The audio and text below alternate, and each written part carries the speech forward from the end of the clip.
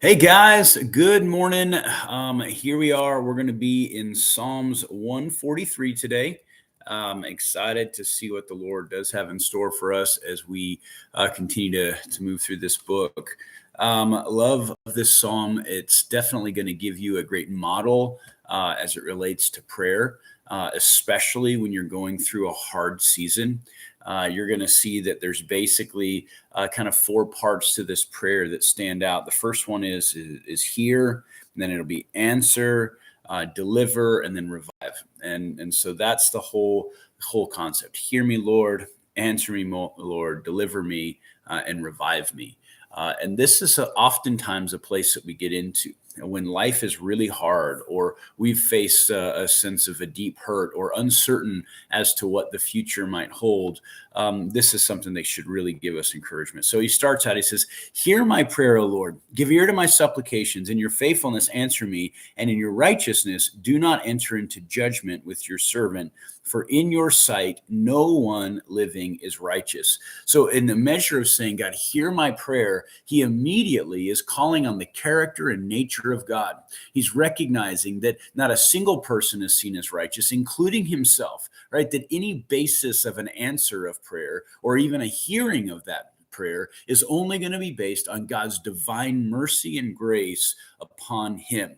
Right. So this is the idea of hearing my prayer is that you are infinite and you are holy. You have no need nor capacity, nor do I have any rights that you should hear my prayer, but rather pleading from a sense of this is God's character. And I'm asking for this from you. It goes on. For the enemy has persecuted my soul. He has crushed my life to the ground. He has made me dwell in darkness like those who have been long dead. Therefore, my spirit is overwhelmed within me. My heart within me is distressed. The problem is clearly an interpersonal issue, right? Likely it's going to be Saul, or it's going to be Absalom. Someone who is close to David is really turned, and now he's become an enemy of them, and his soul's distressed, right? He is absolutely overwhelmed by this experience, and he's just distraught. So he's praying to the Lord, hear me. This is what's going on in my life, and laying it out before the Lord.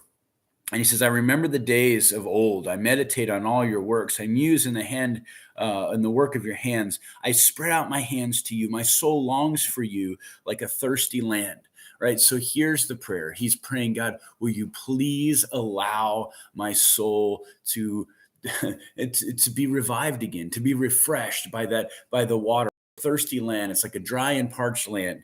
And I need you to come and just refresh it. May the rains come, may the springs flow again, whatever that might look like, because I'm destitute. The problem is, most of the time, people don't actually get to this point in prayer where they're going to run to the Lord when they're destitute.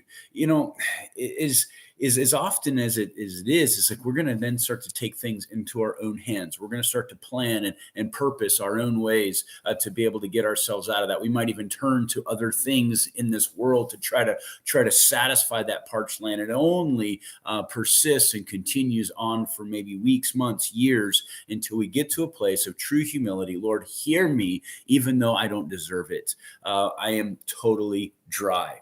It would go on. It says, answer me speedily, O Lord. My spirit fails. Do not hide your face from me, lest I go down to the pit, into the pit. Cause me to hear your loving kindness in the morning, for in you I do trust. Cause me to know the way in which I should walk, for I lift my soul up to you. What is the answer that he's looking for? He's not in this case asking, why don't you just wipe them out, even though that would be a pleasant fix to the problem. He's asking that God would give him, first of all, an experience, just a reminder of God's loving kindness, that he's not lost, he's not missed, that God is in the midst of every bit of this, and that he would be able to know how he should walk in this season of great hardship, the season of great difficulty, that he'd be able to walk that out. So that's what it is when you answer me, Lord, is you're really like, God, help me in my spirit, which is failing. I need it quickly because I am worn out. I am destitute. And then he would say this, deliver me. Deliver me, O Lord, from my enemies. In you I take shelter. Teach me to do your will, for you are my God. Your spirit is good. Lead me in the land of uprightness. So, we've already seen that he said, hear me. Now he's asking for an answer. And then he says, deliver me, right? Deliver me, obviously, from the enemies. What would that mean? That we now want to look as the Lord as our place of shelter, the Lord as our place of refuge. So many times we live in fear of how things are going to play out.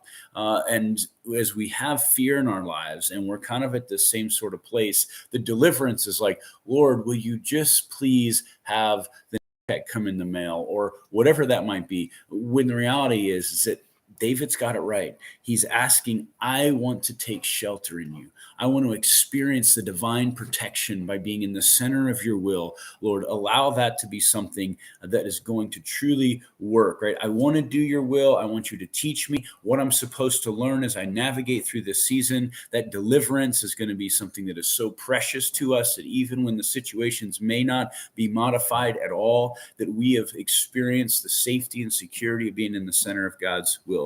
And then he finishes it out with, revive me, O Lord, for your name's sake, for your righteous sake, bring my soul out of trouble, and your mercy cut off my enemies, destroy all those who afflict my soul, for I am your servant. That cry, Lord, will you please revive me? For us, it's a blessed opportunity. Invite the Spirit of God to start to do a work, to allow that flowing of living waters to move and through our lives, that when we're dry and parched, that all it is it's a simple ask. God, will you please allow your Spirit to revive my spirit? And there it's a promise. It's something we can hold on to. So as we pray, what do we see? God, hear my prayer. Answer me speedily. Deliver me and revive me. And as a result, we get to see the Lord did that mighty work in David's heart. I hope that was an encouragement to you. It was to me this morning. And continue to keep your eyes fixed on the Lord, and we'll see you tomorrow morning. God bless y'all.